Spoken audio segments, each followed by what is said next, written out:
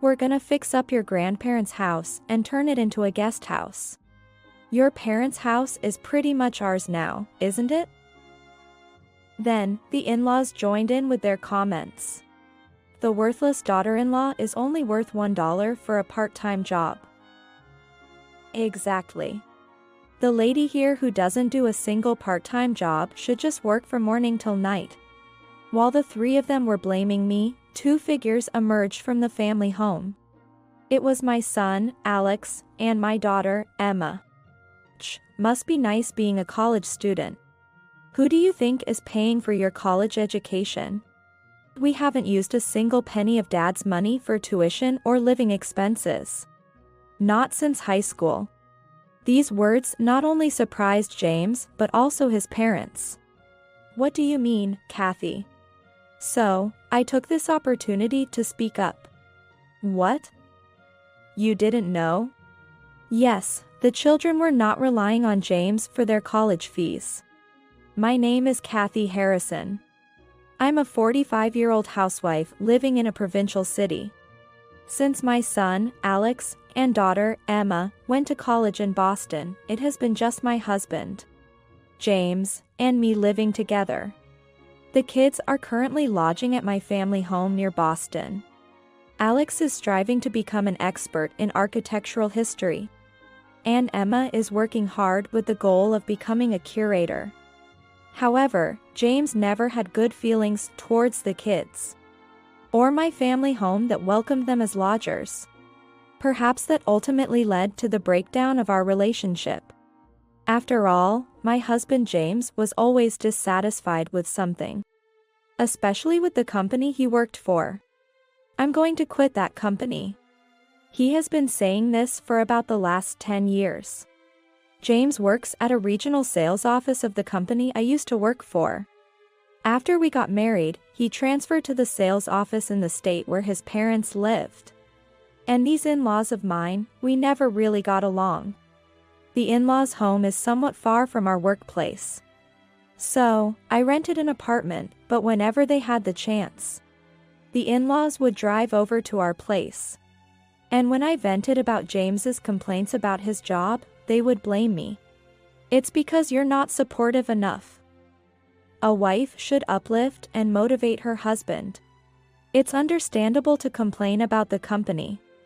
But what can I say to James when he doesn't share even one reason for his complaints? For the past 10 years, I've always felt this frustration towards him. James' dissatisfaction with his job also extended to the children. First, he would complain about not getting a raise. I suggested going to work part-time. But James wouldn't allow it, insisting that I stay home, keep the house perfect, and wait for him. When I argued about how we would manage the children's future tuition fees, his constant reply was that they should attend a local university that they could commute to from home. James always thought about minimizing the costs of our children's education. He would only accept them attending a national or public university within commuting distance. However, the children resisted this as much as they could. Where in this state can you study architectural history? Sure, there are universities where you can get a curator's qualification. But the number of museums and galleries is overwhelmingly higher in Boston than here. James was extremely irritated and yelled at this argument from the kids. Who do you think is paying for your education? Every time I witnessed such exchanges, I sighed. I believe it's a parent's responsibility to support and nurture their children's talents as much as possible. Indeed, my parents did the same for me. And the children are exceptionally gifted, much more than you would expect from us. They had been assured by their high school that they could easily get into their desired universities in Boston. How could parents not support them? I always thought this way. So, I contacted my father at our family home. By this point, my mother had passed away, and my father was living alone in the family home. My father, who was already over 80, was still spry and capable of doing household chores, though he sometimes had helpers come for shopping and other tasks. As someone who was dearly loved and raised by my parents, I was worried about my father living alone.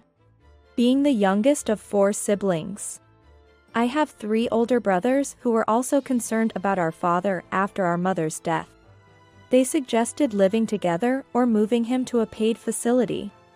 But my father insisted on staying in his home, so they only checked on him occasionally. So, I suggested to James that the kids lodging at my family home could also serve as a way to look after my father. James readily agreed, as long as it meant not having to spend money on the kids' lodging. James even brazenly said, "Since our kids are looking after him, make him pay for their meals." I was genuinely upset when he said this. In reality, my father was overjoyed that his grandchildren were coming to stay with him consecutively. "Don't worry about the meal expenses, I have savings," he told me, and I decided to rely on his words. I sent the children off, telling them to take good care of the household chores and their grandfather. However, last year, my father passed away. "Grandpa. Mom, come quickly." It was Emma who called me from the hospital where my father had been taken. In the time it took me to get there, the 2 young ones scrambled to make arrangements as told by the hospital staff. And eventually, they had to witness his passing. When I finally arrived at the hospital after taking a taxi and the train, what greeted me was the silent figure of my father. Seeing me, the 2 of them instinctively ran up to me. I held the backs of the 2 sobbing children and said thank them.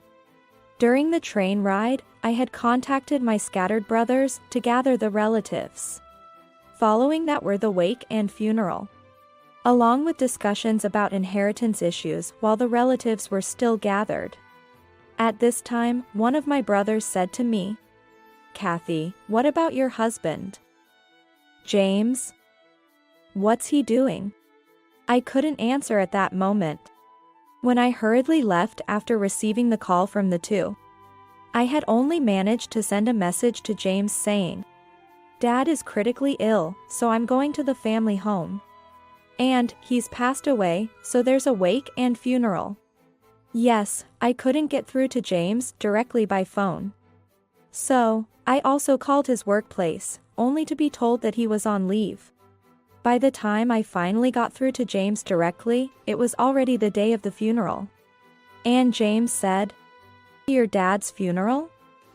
Isn't that today?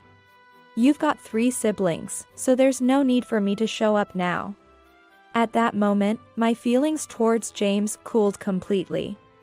The word divorce started to form in my mind amidst the events surrounding the funeral. Since then, I've been discreetly taking steps towards divorce, unknown to James. Then, one day, "Kathy, we're going to your parents' house." James suddenly said this. "My parents' house? Are we going to see the kids?" "Huh? Oh, yeah. Well, we'll see them too." Was it not about seeing the kids? Despite my doubts, I continued the conversation. There was still something I wanted to ask. "But today's a weekday, right? Did you take the day off work?" "Work? Oh, yeah, work. I quit." I was shocked. "I haven't heard anything about that." "Huh? I didn't think I needed to tell you everything." "Of course, you do." "What are you talking about? I'm your wife, and I manage our household finances. How am I supposed to do that without knowing?" James knew better than anyone that we needed money to let our 2 children attend universities in Boston without scholarships. That's why he opposed their choice of schools. I thought, but why now, at this moment? Anyway, we're going. Saying that, James forced me into the car without any room for discussion and drove me to the family home. The silence in the car was so heavy that I had to turn on the radio to bear it. There was no conversation even at the rest stop on the way. When we arrived at the family home in the afternoon and parked the car on the driveway, I noticed a car that looked familiar already parked there. Not only that, vans and light trucks with the logos of interior construction companies were also there. What on earth was happening at my family home? You're late, James. We've been waiting forever. As I was about to check the license plates, I heard their voices. Steve, Monica, why are you here? What, James, you haven't told her yet? Kathy is a bit slow to catch on, so you have to spell it out for her. Slow to catch on.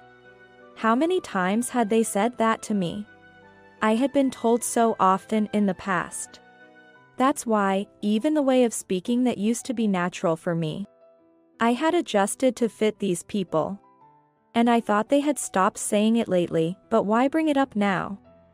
What is going on? What are you planning to do? You've been quiet all this time. If I told you, you'd make a fuss, right? Something I'd make a fuss about? So you kept quiet on purpose? You really are clueless. Saying that, James gestured towards my family home. We're gonna fix up your grandparents' house and turn it into a guest house. What? What was this man talking about? That's why you're so clueless. Your family home is ours now, right? We're going to use it for a guest house for foreigners. I wasn't informed about this. Of course, you weren't. I thought you'd oppose it if I told you. Anger flared up inside me. My childhood home. A home lovingly maintained and passed down by my parents from their parents. And these people intended to trample all over it with dirty shoes. Is that why you quit your job? There was an early retirement program. The company wanted to reduce staff anyway, so I took the offer. But to do so without discussing it with me. Didn't I tell you? If I said anything, you'd definitely oppose it. That's only natural, of course. The worthless daughter-in-law is only worth $1 for a part-time job. Exactly. The lady here who doesn't do a single part-time job should just work from morning till night. Who said I couldn't work part-time? While the three of them were blaming me, figures emerged from the family home. Oh, Mom and Dad? And you guys over there. I thought it was noisy outside. It's shameful for adults to be like this. The ones who came out from the house were Alex and Emma. What are you two doing here on a weekday? Funny you should say that. Aren't you supposed to be working on a weekday, Dad? By the way, we college students are on a long spring break now. Right? Yeah. The close siblings exchanged glances. Must be nice being college students. Do you have any idea who you have to thank for being able to go to college? You lack gratitude towards your father, who has been earning for you all this time. The two children suddenly burst into laughter as if they couldn't help it. Hey, what's so funny? Oh? We're laughing at the fact that Dad knows nothing. Or rather, chose not to know anything. Right? Exactly. The two shared a laugh. We might have depended on Dad for high school, but for college, we haven't used a single penny of Dad's money for tuition or living expenses. In fact, we'd be happy to pay back everything down to the last cent if you'd like. What did you say? These words surprised not only James, but also the in-laws. What do you mean, Kathy? That's when I took the opportunity to speak up. What? You didn't know? What's with that tone? I'm saying you didn't know. The kids have been paying for their college expenses out of their own accounts. All three of them opened their mouths in surprise. Well, I myself didn't know until very recently. Standing and talking in the yard is tiring. Why don't we go inside for now? With a look of mild annoyance, Alex gestured for us to come inside. But Alex, they're working inside, what should we do? We can go somewhere they're not working, right? Then, the kitchen.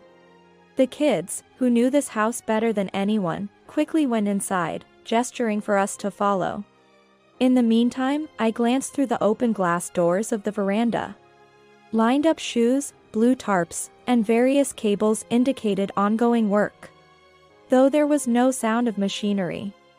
Only the faint signs of people moving could be heard. Oh, they've already started working, haven't they?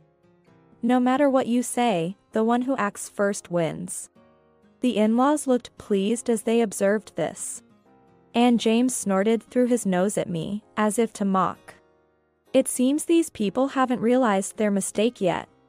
If that's the case, it seems like the kids can handle what comes next.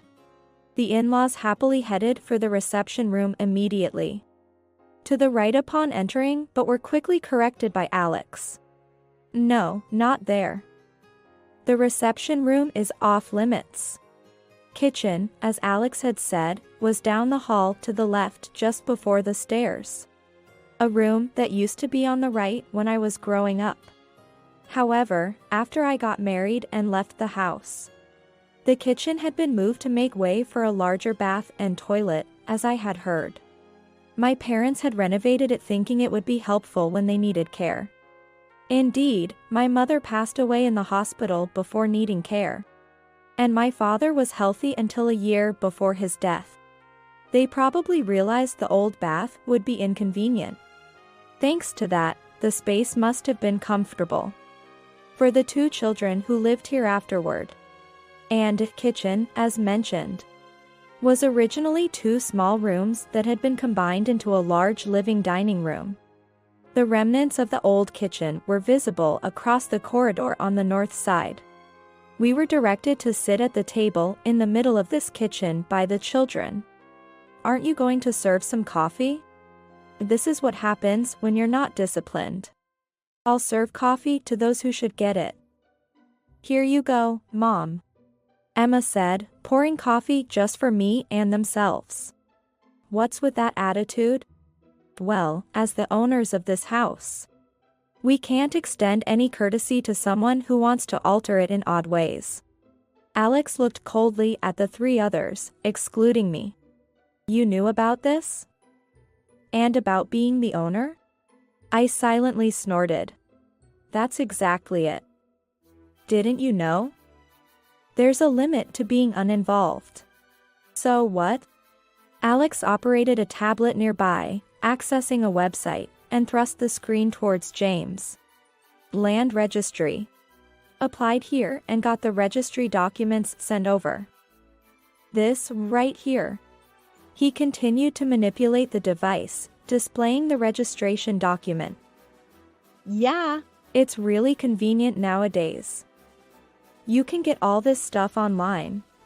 What the registry document revealed was the entire building and land. And the name listed as the owner was. Your name is on the ownership? With a trembling voice, James looked up at Alex and murmured. Yeah. Grandpa left this house and land, along with enough money to manage it and cover our college expenses, to Emma and me. You didn't know because you didn't come to the funeral, Dad. James groaned. Why didn't you tell me something so important? Well, the reason you're here now is proof enough, isn't it? While placing a glass of water in front of them, Emma said. Turning this precious house into a guest house? What are you talking about? Do you guys even realize the architectural historical value of this house? I bet you don't. What are you, a young upstart, getting all high and mighty? When I was young, there were plenty of houses like this. Plenty when you were young, huh? But they're not around anymore, are they? Alex casually turned his head around. That transom over there. Do you know its value? The area they referred to was originally 2 guest rooms, with the transom left intact. Beautiful craftsmanship remains between what used to be 2 rooms. And I bet you don't even understand why the kitchen was modernized to face south. Saying that, they stood up as if inviting us to follow. I quickly stood as well, immediately understanding what the kids wanted to say. Alex and Emma headed towards one of the 3 rooms across the middle corridor. and slid open the door. "Oh, what's up, Alex?" A man, who had been climbing a ladder over a blue sheet, greeted us. The door to the connecting rooms were all open, revealing several young people in jumpsuits working with measuring instruments and small brushes. "Professor, could you please drill into these people the value of this house?" "Oh?" With a hearty well, the person referred to as the professor climbed down from the ladder. "Ah. Are you the guys planning to remodel this place into a modern-style room without permission?" Referring to them as a "you guys," the in-laws' temples visibly twitched. "That's right. We brought them all together, so please, Professor, give them a proper lecture." The professor approached us with an unmistakably gleeful look. "Well, nice to meet you. I'm the seminar advisor for Alex." "Seminar advisor? I do hold such a title, yes." The business card the professor handed out had his title as the head of the architecture department at Alex's university. "That professor is." "Ah." When he eagerly joined my seminar, I heard about this house. Upon further inquiry, isn't it a corridor-style house built during the old era? Huh? Just an old, common house, right? Old-fashioned. I can't let that comment go. The professor smiled and stepped forward. "Do you understand the value of this lighting?" Everyone looked up simultaneously. "It's just a round light cover, isn't it? With some strange pattern." "Oh dear, you're not aware that this pattern is Art Nouveau." From there, the professor had the floor. The lighting cover, likely original, was frosted glass with an Art Nouveau design of plants. The glass in the middle of the window frame facing outside had Art Deco geometric patterns. And some exterior glass doors also featured cutting-edge designs of the time. What's marvelous is that these are still beautifully preserved today. What's so special about that? Do you know where you are? The professor tilted his head as if to say, "You don't know, do you?" We are somewhat away, but still within Boston. How important it is that a wooden single-story building has maintained its original form through the turbulent old periods. And then, Emma moved on to the next room. "John, please explain this part too." The three of them looked puzzled. Emma had called out to a young man who was meticulously cleaning around the alcove with a feather duster and cotton swabs. "Yeah, I'm a curator at a museum. Since I'm an alumnus of Emma's university, well, I guess I'm a senior." Now a curator, another profession unfamiliar to the three, had joined the scene, surprising them. "This house is truly a treasure trove." "Huh?" "Yes, the rightful owners here decided it's important to preserve. So they're donating it to the museum. Look, this vase, for example." The curator pointed to a vase displayed at the end of the middle corridor. "What's this?" "It's beautifully patterned but quite dirty, isn't it?" "Well, it's a bit dirty, yes. It's from China's Ming Dynasty. The beauty of this plant-patterned firing. Magnificent. China's Ming Dynasty." It seemed he didn't grasp the significance at once. "To put it simply, it's over 500 years old." I interrupted. Then, the in-laws gasped in shock. Such an antique was. Yes, this house still has many hidden treasures. Even this hanging scroll is by a great master of Japanese painting from his youth. Known to exist but never found until now. The mother-in-law shrieked in disbelief.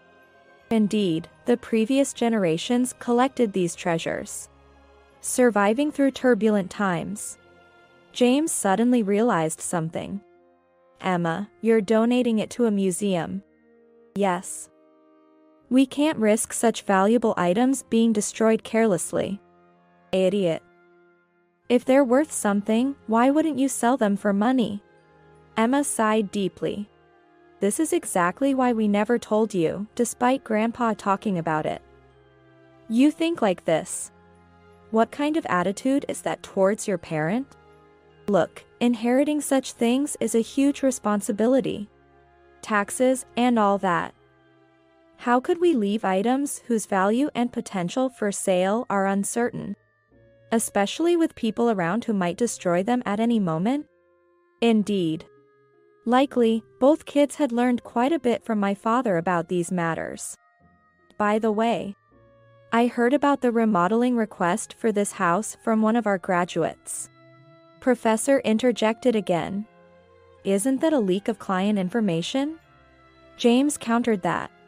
Well, he's not wrong in that regard.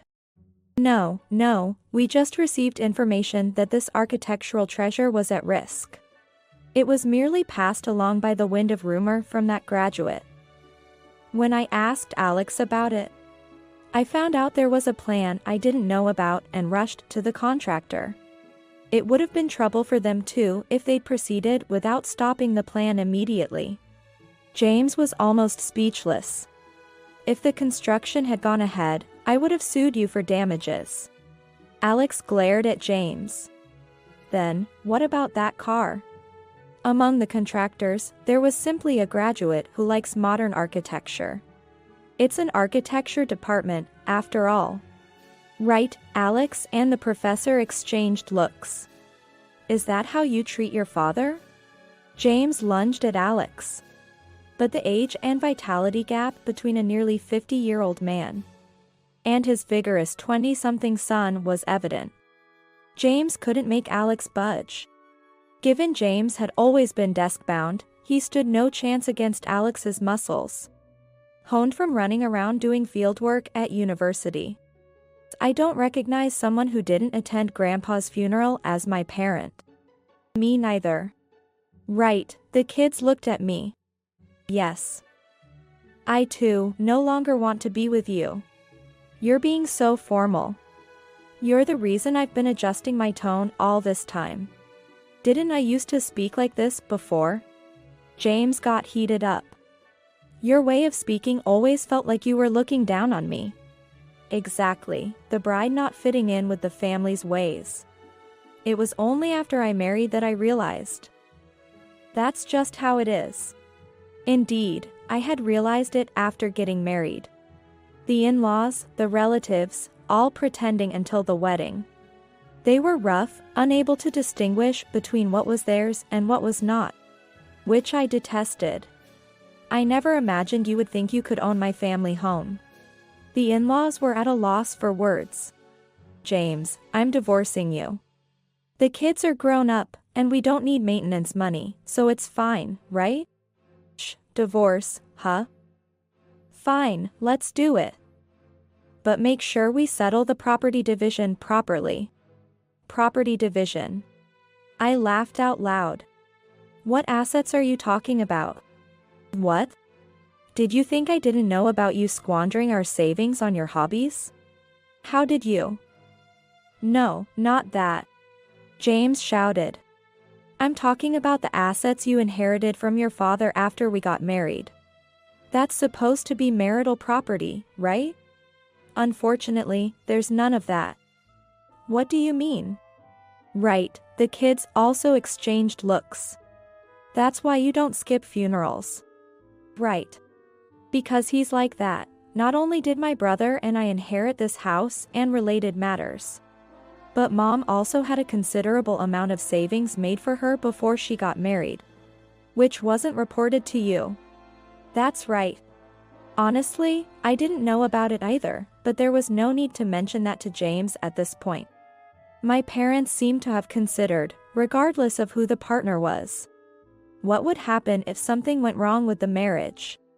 As a precaution, they had created savings accounts in my name through gifts while I was still a student. Part of their assets. Being their only daughter. They were worried about what would happen if they were old and something happened to me. That's why, after consulting with my much older brothers, they had divided a significant sum in advance. My brothers, all in their mid to late 50s, hold quite high positions at their workplaces. And they stated that they didn't particularly need the inheritance from our parents. I was indeed surprised when, after the funeral, they told me, "Your husband is a bit unreliable, so be careful." That also became a trigger for me to investigate what James was doing. After all, you were not just quitting, you were fired, right? I played a recording of the conversation with his boss from the day of the funeral. I thought it might come in handy at the right time.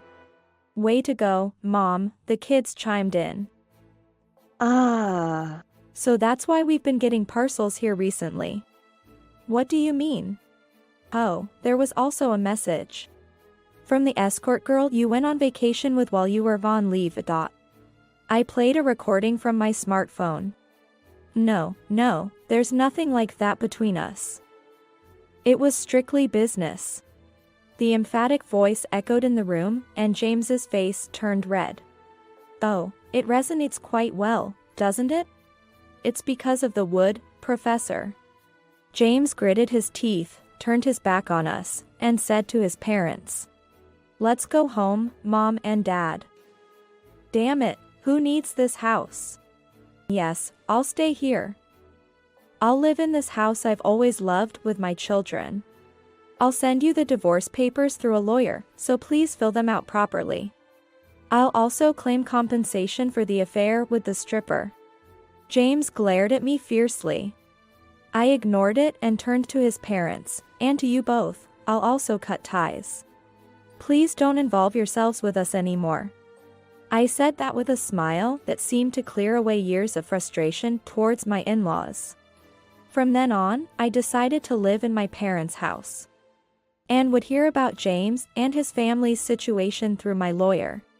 It seemed they were in quite a dire state. First, James, though he took early retirement, didn't have a plan for what to do next and was floundering. He was living off his severance pay but was still in his late 40s. Without re-employment, his social insurance would end there. Even thinking about starting a business, the original plan was based on having that family home, without which he had no clear direction, and was now spending his days visiting the job center. A part of his severance pay being converted into my compensation must have been a significant blow to him. As for my in-laws, they were in trouble too. They planned to sell their home and land for their retirement funds. But it seems the property was in violation of the Building Standards Act. Hearing about it from Alex, who got the information through the professor. That area, had something similar to a certain architectural offices scandal happening at one time. What do you mean? Remember, Dad's family home area was kind of a new community? Indeed. They sold cheap but visually appealing prefab homes all at once. However, the materials were low quality, and many aspects barely met the building standards of the time, which would be illegal under current laws. So, what happens then? Such buildings that don't meet current standards can't be sold. What? I was genuinely surprised. So, the house can't be sold. It has to be demolished to turn the land into something valuable. According to the lawyer, my in-laws had already consulted a real estate agent about selling the property. But as Alex mentioned, they were told that only the land had value. My in-laws are in their mid to late 70s. They're considering surrendering their driver's licenses. They wanted to sell the land and the house to move somewhere more convenient. That's when they heard from James about the possibility of living near the city center. And they got excited. It turns out, even the land, located in a declining area of a regional city, wouldn't fetch much. Plus, a significant amount of money would be needed to demolish the house. Even if the land sells for $100,000. Demolishing the house could cost about $30,000 to $40,000.